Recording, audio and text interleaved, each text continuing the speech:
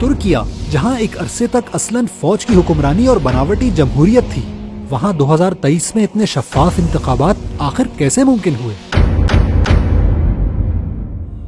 ترکیہ میں 2023 کے انتخابات میں 6.5 کروڑ رجسٹرڈ ووٹرز میں سے 88% ووٹرز نے اپنا حق رائے دہی استعمال کیا، جو دنیا میں کسی بھی ملک کے ووٹرز کی سب سے زیادہ پرسنٹیج اور ترک عوام کا اپنے انتخابی جمہوری نظام پر بھرپور اعتماد کا ثبوت ہے۔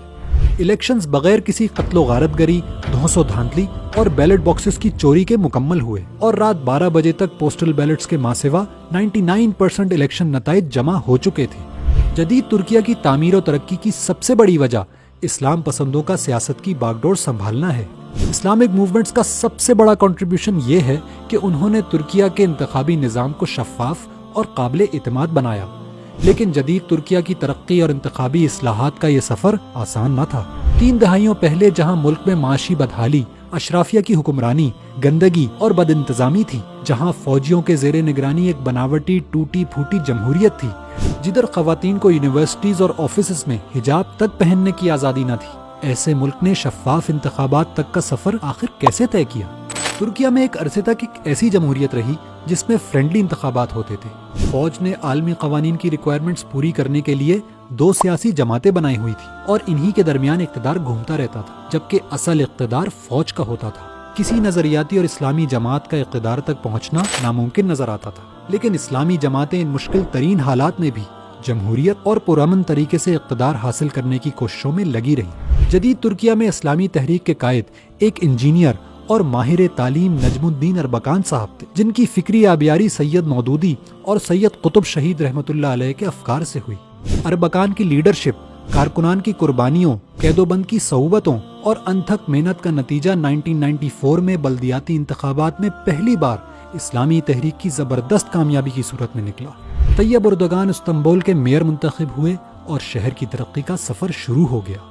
ترک عوام نے بلدیاتی نظام میں اسلام پسندوں کی شاندار خدمات کو سراہتے ہوئے 1996 میں اسلامی تحریک کے سربراہ نجم الدین اربکان کو وزیر اعظم منتخب کیا، جنہوں نے آتے ہی ملک میں اصلاحات کی ابتدا کر دی۔ لیکن ترکیہ پر مسلط مضبوط فوجی ٹولے کی سازشیں بھی اسی دوران جاری رہیں، اور 1997 میں نجم الدین اربکان کو سزائیں سنا کر فوج نے ان کو حکومت چھوڑنے پر مجبور کر دیا۔